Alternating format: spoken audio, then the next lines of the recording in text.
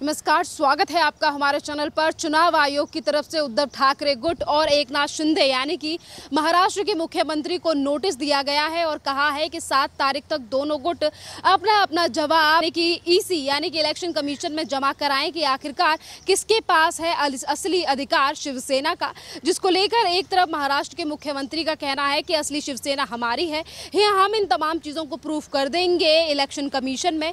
तो वहीं दूसरी तरफ बौखलाहट सामने आई है संजय राउत की। इस पूरे मामले पर संवैधानिक तरीकों को जानते हैं और पूरे मसले पर बात करते हैं। हमारे साथ मौजूद हैं सुप्रीम कोर्ट से एडवोकेट उमेश शर्मा जी। सर, किस तरीके से देख रहे हैं इलेक्शन कमीशन ने दोनों गुटों के लिए नोटिस थमा दिया है, नोटिस दे दिया है और कहा है कि सदस्यता साबित करें, वो भी दस्तावेजों के आधार पर किसकी है शिवसेना। देखिए, ये एक प्रोसेस है, एंटी डिफेक्शन लॉ का एग्जीक्यूशन यहाँ होता है।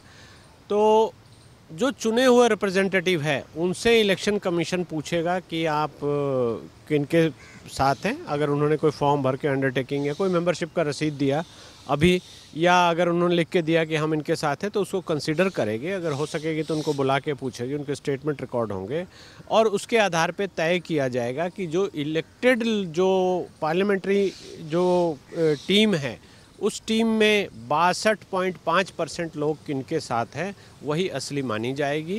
कानूनी प्रावधान तो यही है। अब ये राजनीतिक रूप से देखना है कि एकनाथ शिंदे के साथ लोग हैं या उद्धव ठाकरे के साथ हैं या संजय राउत जो बचे हैं उनको भी भगाने में कामयाब रहेंगे, क्या है ये चीज़ें अभी आगे देखी जाएगी और दोनों की सुनवाई होगी, दोनों अपनी अपनी प्रेजेंटेशन करेंगे और उसका एक जो जुडिशियल तरीका वो यही है कि सब लोगों की अंडरटेकिंग जाएगी या उनका स्टेटमेंट जाएगा या वो खुद पेश होकर गिनवाएंगे, तो उसके बाद ही ये तय होगा। अभी इसके बारे में कुछ भी प्रेडिक्शन करना मुश्किल है। हालांकि दिखाई दे रहा है कि जो पार्लियामेंट्री टीम है वो एकनाथ शिंदे के साथ है और वही इसमें विजयी रहेंगे और वही असली शिवसेना ही बनेंगे, ऐसा लग रहा है। सर, एकनाथ शिंदे ने आज भी इसी तरीके की बयान दिया है। उन्होंने कहा है कि 7 तारीख तक हम चुनाव आयोग में अपना जवाब दाखिल कर देंगे क्योंकि हमारे पास 2/3 मेजॉरिटी है। तो वहीं दूसरी तरफ संजय राउत का कहना है कि 56 साल पहले शिवसेना बनाई गई थी बाला साहब ठाकरे के द्वारा। अब उस पर इलेक्शन कमीशन सवाल उठा रहा है, जो कि महाराष्ट्र के लोगों के लिए एक महत्वपूर्ण बात है और चिंता में डालने वाली बात। देखिए, हमारा देश प्रजातंत्र है। प्रजातंत्र का मतलब कि जो भी अरेंजमेंट है, कोई पार्टी बनी है तो उसमें प्रजातांत्रिक पार्टी है, प्रजातंत्र होगा। और ये कोई किसी की संजय राउत की या किसी की इनहेरिटेंस नहीं है कि चूंकि बाला साहब ने बनाया तो उनके बेटे ही बनेंगे, तो वो कोई पॉलिटिकल अरेंजमेंट नहीं हो सकता। पॉलिटिकल पार्टी ऐसे नहीं बन सकती।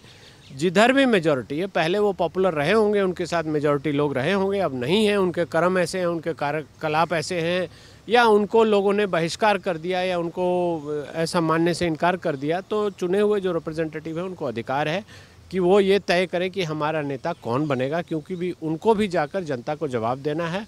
और महाराष्ट्र की जनता को ये देखकर बड़ा खुश हो रही है कि कम से कम संजय राउत जैसे लोगों से पीछा छूटा और जो लोग शिवसेना को हड़प कर बैठे थे, गलत हरकतें कर रहे थे, जो अनडेमोक्रेटिक चीज़ें कर रहे थे, वो सब अब ख़त्म हो गई है। अब शिवसेना एकनाथ शिंदे के साथ मेजॉरिटी के साथ चल रही है। तो ये एक बहुत बड़ा चेंज है और ये डेमोक्रेटिक फोर्सेस की हमारे देश में विजय है। ये सर, किस तरीके से देख रहे हैं? दूसरी तरफ संजय राउत ने यह भी कहा है कि इलेक्शन कमीशन की तरफ से जो नोटिस दिया गया है वो दिल्ली यानी कि केंद्र सरकार के कहने पर दिया गया है। केंद्र सरकार हमारी पार्टी का सर्वनाश करना चाहती है।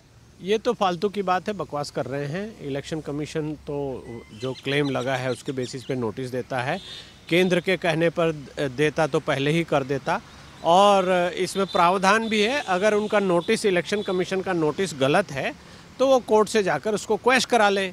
मीडिया में फालतू की सुर्खियां बटोरने के लिए फालतू बातें क्यों बोल रहे हैं, लोगों को गुमराह क्यों कर रहे हैं? अगर ये पुरानी पार्टी है तो जो इन अकॉर्डेंस विद लॉ है, जो रिप्रेजेंटेशन ऑफ पीपल्स एक्ट है, उसके हिसाब से ही तो चलेगी। संजय राउत के बनाए अपने रूल्स के हिसाब से नहीं चलेगी। हमारा देश संविधान के अनुसार चलता है। संविधान के अनुसार जो भी चीज़ें तय हैं वैसा ही होना चाहिए। संजय राउत या कोई भी अगर उसको तोड़ रहे हैं तो उनको बाहर जाना पड़ेगा और जनता ने उनको दिखा दिया है।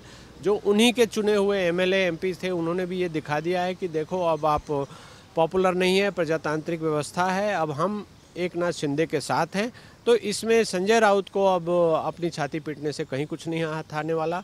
और अगर गौर से हम देखें, जो हम देख रहे हैं, समझ रहे हैं इनका कंडक्ट पीछे से, तो इस सब की जड़ में संजय राउत है। उन्होंने ही शिवसेना के उद्धव ठाकरे ग्रुप का सत्यानाश कर दिया है और मुझे लगता है कि आगे भी सर्व सत्यानाश वो करके ही रुकेंगे। सर, जिस तरीके से अब आंकड़े देखे जा रहे हैं, राष्ट्र के मुख्यमंत्री ने साफ कह दिया है कि उनके पास 2/3 मेजॉरिटी है, 50 से ज़्यादा विधायक हैं, सांसद हैं, पार्षदों का जिक्र भी उनकी तरफ से किया गया है। तो क्या लग रहा है, एक तरफ उद्धव ठाकरे की सरकार जा चुकी है तो दूसरी तरफ पार्टी भी जाने वाली है जिसके नाम पे वो हिंदुत्व को लेकर राजनीति करते। उन्होंने हिंदुत्व की राजनीति छोड़ दी, इसीलिए उनका ये हश्र हुआ है, ये तो सबको दिखाई दे रहा है। उन्होंने कांग्रेस के गोदी में जाकर बैठ गए, एनसीपी की गोदी में जाकर बैठ गए और नवाब मलिक जैसे लोगों को, जो पूरी तरह से करप्ट लोग हैं, उनको मंत्री बना दिया, सरकार की बागडोर उनके हाथों में दे दी, उगाही का रैकेट शुरू कर दिया। तो ये तो होना ही था। आखिरकार जनता या जनता के चुने हुए जो प्रतिनिधि हैं वो इतने असहाय, इतने बेसहारा नहीं हैं। हमारे देश में संविधान के अनुसार चीज़ें होती हैं और संविधान के अनुसार उन्होंने अपना ऑप्शन एक्सरसाइज किया है। तो मेजॉरिटी जिधर होगी सरकार उसकी बनेगी। संजय राउत कुछ भी बोलते रहें या एकनाथ शिंदे ने फ्लोर पे जो सिद्ध करके दिखाया है वो सब चीज़ें सबके सामने हैं, उसमें कहीं कोई दो राय नहीं है, कहीं कोई शंका शुभा या भ्रम नहीं है। सबको दिखाई दे रहा है कि क्या हो रहा है और ये बिल्कुल डेमोक्रेटिक तरीके से हो रहा है। इसमें अगर किसी को तकलीफ़ है तो वो सुप्रीम कोर्ट भी जा लिए, फिर से चले जाए कोर्ट में जाकर ये तय करा ले। हालांकि ऐसा उन्होंने किया नहीं, वो मीडिया में सिर्फ आलतू फालतू बातें बोलते जा रहे हैं, इसलिए इनका कोई वजूद नहीं है और इन्होंने सबसे ज़्यादा नुकसान भी किया है इस पार्टी का।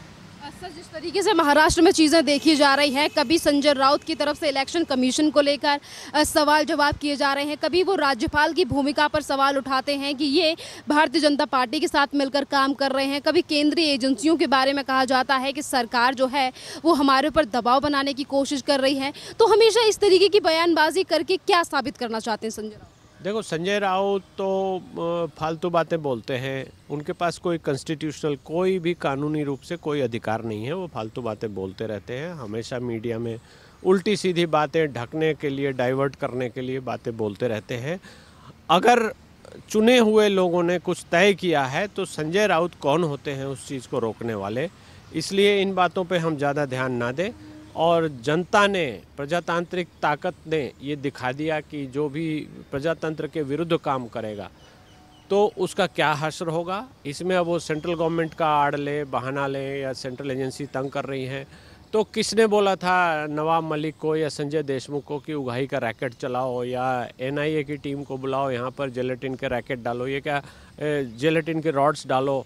ये सब क्या सेंट्रल गवर्नमेंट ने किया है? अपने कर्म वो देख नहीं रहे, दूसरे को डाइवर्ट करने के लिए सेंट्रल गवर्नमेंट को बिना बात के ब्लेम कर रहे हैं। सेंट्रल गवर्नमेंट अपना काम कर रही है। अगर संजय राउत को इतनी तकलीफ़ है तो वो जाकर कोर्ट में इनको चैलेंज करें और सब कुछ सामने दिखाएं, सबूत दिखाएं और कोर्ट से जीत कर दिखाएं। ऐसा तो वो करेंगे नहीं, फालतू की बकवास यहाँ वहाँ करते फिर रहे हैं।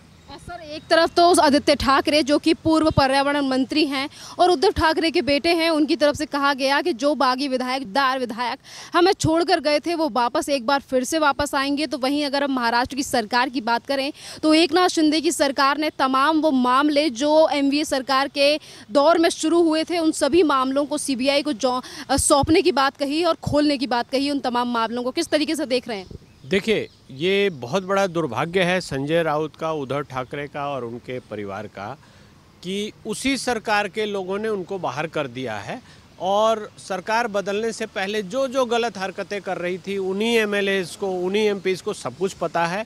अब वो मुख्यमंत्री को बताएंगे और मुख्यमंत्री के पास शक्ति है कि वो चाहे तो सीबीआई को भेज दे या अपने लेवल पर इन्वेस्टिगेशन कराए। तो जो जो गलत चीज़ें हो रही थी वो सब सामने आएंगी और यही हमारे डेमोक्रेसी की खासियत है कि जब भी कोई चीज़ बहुत ज़्यादा गलत होने लगती है तो डेमोक्रेटिक फोर्सेस अपने आप चीज़ों को सुधार लेती हैं और यही यहाँ पर हुआ है। ऐसा पहले भी कई बार कई जगह हुआ है, कई राज्यों में हुआ है, यहाँ ये अब सबके सामने हुआ है। हम आप अभी करंटली देख रहे हैं, इसलिए समझ में आ रहा है कि अगर जनता ने आपको चुनकर नुमाइंदा बनाया है तो आपको डेमोक्रेटिकली काम करना है। ये नहीं है कि आप जाकर एनसीपी के साथ मिल जाइए या उगाही का रैकेट चलाने लगिए या गलत सलत हरकतें करने लगिए।